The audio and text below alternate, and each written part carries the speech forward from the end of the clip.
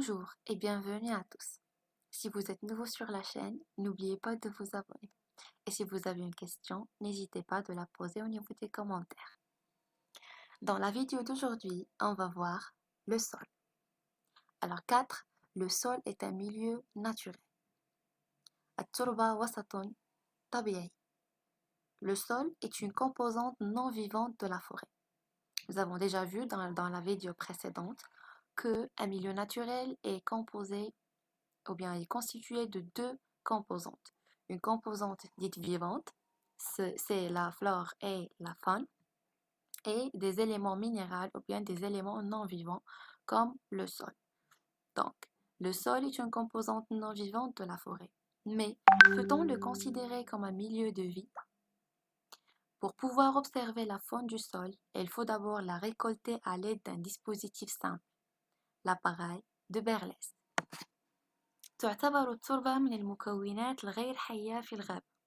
وتكلمنا في الفيديو السابق على أن الوسط الطبيعي مثل الغابة مثلا يتكون من مكونات حية ومكونات غير حية مثل التربة.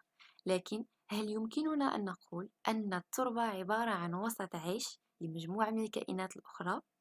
لملاحظة الحيوانات الموجودة في التربة يجب التقاطها، وذلك بالاعتماد على جهاز يسمى جهاز Berlès. L'appareil de Berlès, جهاز Berlès. Au XIXe siècle, Antonio Berlès, biologiste italien, met au point un dispositif permettant d'extraire facilement la petite faune du sol. Cet appareil pousse les animaux à fuir hors de leur milieu de vie. في القرن التاسع عشر قام عالم اسمه أنطونيو بيرليز إيطالي الجنسية بصناعة جهاز يمكن من استخراج الكائنات الحية الموجودة على مستوى التربة. هذا الجهاز يدفع الحيوانات إلى الهروب خارج التربة، وذلك بسبب حرارة المصباح مما يؤدي إلى سقوطها في الكحول. Le montage d'un appareil de Berlès est généralement simple. Il est constitué d'une lampe, ça sera la source lumineuse. Tout en dessous, on trouve un entonnoir qui contient un tamis, et ce tamis a des orifices très fines qui laissent passer la microfaune du sol et non pas le sol. Et sur le tamis, on met notre litière et finalement un alcool à 70%. يتكون جهاز بيرليز من مجموعة من الأشياء البسيطة جدا. نجد مصباح وسيكون هو مصدر الحرارة، وفي الأسفل لدينا قمع.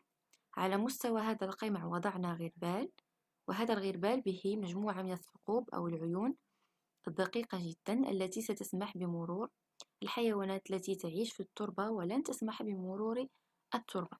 ثم وضعنا كحول بنسبة 70%.